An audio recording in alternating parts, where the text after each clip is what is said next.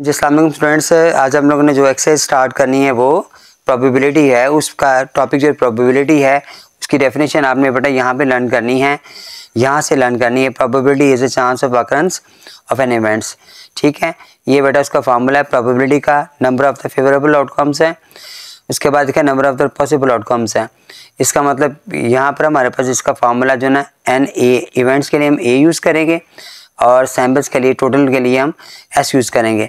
एक एग्जांपल मैं आपसे शेयर करता हूँ। जैसे एक डाइस फेंका जाता है तो डाइस में मतलब 6 आने होते हैं, तो हम एक अगर हमने 5 आना है, हमने फर्ज करते हैं 5 आना है, तो 5 का जो चांस है हमारे पास आने का वो 1 है, और जो उसकी टोटल नंबर्स हैं जो सैम्पल्स बेसिस से कहा जाता है वो 6 है।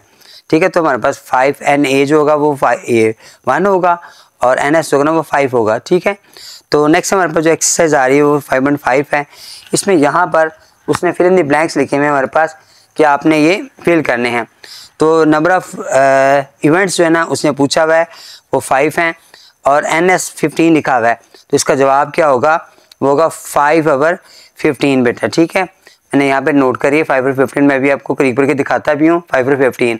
अब ये लिखा हुआ है हमारे पास 17 और 25, जो 17 है वो NA है और 25 NS हैं, 1 और 6 हैं, तो 1 जो है ना NA है और 6 जो हमारे पास है वो NS है। तो बस आपने खाने में उसे फिल करना है, यहाँ पे 1 आएगा और यहाँ पे 17 आएगा।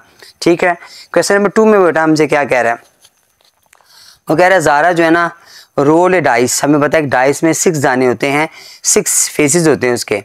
तो what will be the probability to getting of the digit 4 यानी कि प्रोबेबिलिटी बतानी है हमने, और find the probability of not getting the digit 4। इसमें नॉट कैसे निकालते हैं और प्रोबेबिलिटी कैसे फाइंड करते हैं, मैंने यहाँ पर आसानी के लिए क्वेश्चन नोट कर दिया कि जब ज़ारा ने रोल किया डाइस को तो जो सैम्पल्स में हमारे पास आगे जो इसके फेसेस थे वो 6 थे, तो मैंने यहाँ पर लिखा है 6 फेसेस, तो NS हमारे पास 6 हो गया। अब गेटिंग ए डिजिट 4, जो 4 का डिजिट आता है हमें पता है 4 जो है तो 1 टाइम आता है, तो NA हमारे पास जो हो जाएगा वो 1 हो जाएगा। यहाँ पर आप पहले नोट करेंगे कि let A be the events, ये लाइन आपने नोट करनी है, फिर आपने लिखना है कि NA जो है ना वो बराबर 1 के आ गया, और NS में पता था प्रोबेबिलिटी फाइंड करना है हमने, तो वहाँ हमारे पास आएगा NA ओवर NS। एस मैंने सैम्पल नंबर ऑफ सैम्पल्स कितने हैं, तो ये हमारे पास 1 आ रहा है और ऐसा हमारे पास थे वो 6 थे, तो ये बेटा हमारा आंसर आ गया। ठीक है बेटा, नेक्स्ट में लिखा हुआ है नॉट गेटिंग द डिजिट 4। जब नॉट आ जाए तो हम उसे कहते हैं ए कम्प्लीमेंट का साइन देते हैं। तो ए कम्प्लीमेंट में हम क्या करेंगे, फाइंड करना है हमने, तो ए कम्प्लीमेंट का फार्मूला जो ना उसमें क्या आता है 1 माइनस प्रोबेबिलिटी ऑफ ए, जो हमने फाइंड की वो वाली है। तो हमने क्या करेंगे 1 में से जो ये 1 और 6 माइनस किया था वो माइनस कर देंगे। एलसीएम लिया 6, इसको 1 से मल्टीप्लाई किया 6 हो गया, 6 में से 1 माइनस किया तो 5 और 6 बेटा हमारा आंसर आ गया। ठीक है, ये हमारा सेकंड पार्ट इसका हो गया। क्वेश्चन नंबर 3 में बेटा वो हमसे क्या कह रहा है यहाँ पर कि स्पिनर है उसको उसने स्पन किया है, फाइंड द प्रोबेबिलिटी फाइंड करनी, डाइस लैंड्स ऑन रेड। देखिए ना ये उन्होंने बना कर भी दिया है हमें कि इस ये डाइस देख रहा है कि वो रेड पर आ रहा है, कि येलो पर आ रहा है, ग्रीन पर आ रहा है, कि ब्लू पे आ रहा है। 4 कलर्स उससे हमें बताए हुए हैं। ठीक है, इट्स मीन सैंपल हमारे पास 4 हो गया, और वो एक कलर की बात करें तो 1 हो गया, तो नंबर ऑफ इवेंट्स 1 होगा या वो जितने भी वो कहेगा। अब क्वेश्चन नंबर 1 में उसने बता दी कि रेड कलर जो हमने the dice land on red, तो हमने रेड फाइंड करना है। तो रेड का कैसे फाइंड करेंगे, मैंने यहाँ पे नोट कर दिया है कि जब उस find the probability that dice land on red, तो सैम्पल्स में हमारे पास कितनी हो गई, 4 थी फेजेस उसके, 4 खाने थे उसके रेड येलो ब्लू ग्रीन के। तो हमने क्या किया, नंबर ऑफ सैंपल्स हमारे पास 4 आ गए। लेट आर, मैंने आर यानी रेड को मैंने आर से रिप्रेजेंट किया है, आप ये भी कर सकते हैं। Let R be the event that dice land on red, जब रेड पे करेंगे तो एन आर एन ए कर लें।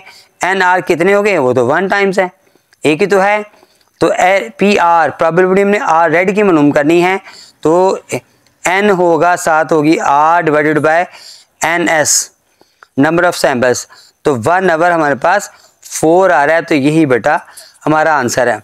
नेक्स्ट के पार्ट्स में वो हमसे क्या कह रहे हैं, जरा गौर कीजिएगा ध्यान से कि फाइंड द रेड कलर्स है, also find the probability that dice land on yellow और ब्लू कलर्स, वो ब्लू पे रुकता है, ये ग्रीन पे रुकता है। फिर उसने एक हिंट दिया हुआ है all events colours are equally likely, सारे जो कलर्स है वो तो लाइकली हैं, एक जैसे हैं। या तो आप तीनों के अलग अलग मालूम करके उनको प्लस कर लें, उनका यूनियन ले लें। या दूसरा ये है कि उसने 3 कलर्स की बात की है, येलो की, ब्लू की और तीसरा ग्रीन था, तो तीनों के बारे में वो हाँ कह रहा है, लेकिन रेड के बारे में नहीं कह रहा है। तो हम रेड को फाइंड कर लेंगे, आंसर वही आएगा कि तीनों को फाइंड कर लिया जाए या रेड को फाइंड कर लिया जाए। देखिए मैं यहाँ पे नोट किया हुआ है कि not the dice land on red, जब डाइस उसकी रेड पर नहीं आएगी तो क्या होगा, हम पी आर कंप्लीमेंट फाइंड करेंगे। तो पी आर कंप्लीमेंट मतलब 1 में से जो हमने प्रोबेबिलिटी पहले फाइंड किया वो माइनस कर देंगे। जो हमने पहले फाइंड किया था वो 1/4 था, अब हमने एलसीएम लिया, 4 आ गया, 4 को 1 से मल्टीप्लाई किया, 4 - 1 यानी 3/4 हमारा आंसर आ गया। आप येलो, ब्लू और ग्रीन का निकालोगे, तीनों को प्लस करोगे तब भी यही जवाब आएगा। अब नेक्स्ट हमारा क्वेश्चन बेटा आ रहा है 4 क्वेश्चंस। उसमें वो क्या कह रहा है, हमें वो कह रहा है बॉक्स कंटेन 8 कार्ड्स, उसमें 8 कार्ड्स हैं, उसके नंबर 20 से 27 के दरमियान है और प्रोबेबिलिटी फाइंड करनी है कि नंबर 22 आ जाए, नंबर 26 आ जाए या नंबर आ जाए 20 से 27 तक और 25 उसमें ना हो। 3 पार्ट उसने दिए हमें। पहले पार्ट में वो कह रहा है बॉक्स कंटेन्स 8 कार्ड्स। अब 8 कार्ड से मुराद है वो कार्ड कौन कौन से हैं, 20 है, 21 है, 22 है, 23, ये सारे देखेंगे तो नंबर ऑफ सैंपल हमारे पास 8 आ गए। अब number of 22 from the box, तो हम करेंगे let A be the event. अगर ए को हम इवेंट लें और 22 की बात करें तो जो 22 की तादाद है बेटा, वो जो आ रहा है इवेंट्स वो तो 1 टाइम्स आ रहा है, एक मरतबा आ रहा है ना, सारे नंबरों में से एक मरतबा एक 22 आएगा। तो हम क्या करेंगे, फॉर्मूला अप्लाई करेंगे NA डिवाइडेड बाई NS। तो NA हमारे पास 1 आ गया, टोटल हमारे पास है 8, तो हमारा ये आंसर आ गया। आगे वो मैं ये कह रहा है नंबर 26 फ्रॉम द बॉक्स, तो ये सेम क्वेश्चन वैसा है, सिर्फ यहाँ पर उसमें नंबर 22 लिख दिया है और यहाँ पे 26 लिख दिया है, क्वेश्चन का आंसर भी सेम होगा। फिर let A be the event, अगर ए इवेंट हो तो NA कितना आ गया बेटा, वो फिर 1 आ गया, फार्मूला अप्लाई किया हमने NA डिवाइडेड बाई NS, तो हमारे पास आ गया वही 1/8 इसका आंसर आ गया। ठीक है, नेक्स्ट पार्ट में वो क्या कह रहा है कि सारे नंबर मौजूद हैं, ऑल द नंबर्स 22, 27 एक्सेप्ट 25। ये एक्सेप्ट का मतलब है यहाँ कि सिवाय 25 के सारे नंबर मौजूद हैं, तो एक्सेप्ट में हमारे पास हम उस 25 को शामिल नहीं करेंगे, बाकी नंबर तो सारे होंगे। तो अब हम इनको काउंट करेंगे, टोटल नंबर पहले थे 8, तो अब ये NA 7 आ गया हमारे पास। तो PA फाइंड करना है तो वही NA डिवाइडेड बाई NS लगाया मैंने, NA हमारे पास आ रहा है 7 और टोटल नंबर आ रहे हैं हमारे पास 8, तो ये बेटा हमारा आंसर आ गया। नेक्स्ट क्वेश्चन नंबर 5 पे आ जाएं। वो कह रहा है make find the probability of each of the followings, a digit 5 appears on rolling a dice.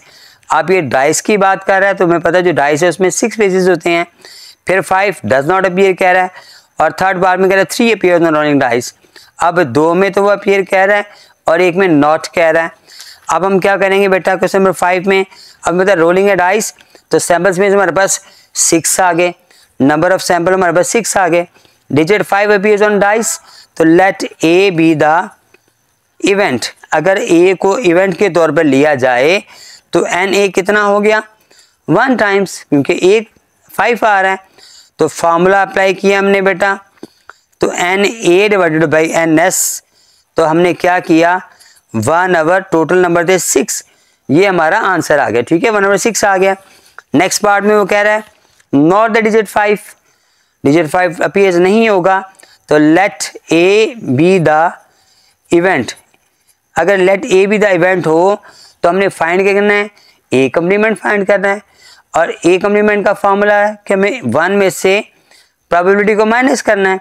तो पहले प्रोबेबिलिटी हमारे पास 1/6 आई थी, हमने इसका एलसीएम लिया तो 6 × 1 = 6 आ गया, 6 में से 1 माइनस किया तो 5/6 बेटा हमारा आंसर आ गया। थर्ड क्वेश्चन में भी हमारे पास वो कह रहा है डिजिट 3, हमें पता है वो NA 1 है आ रहा है और प्रोबेबिलिटी का जब हमने फार्मूला अप्लाई किया NA/NS तो 1/6 बेटा इसका आंसर आ गया। ठीक है, 5 क्वेश्चन बेटा मैंने आपको समझा दिए हैं।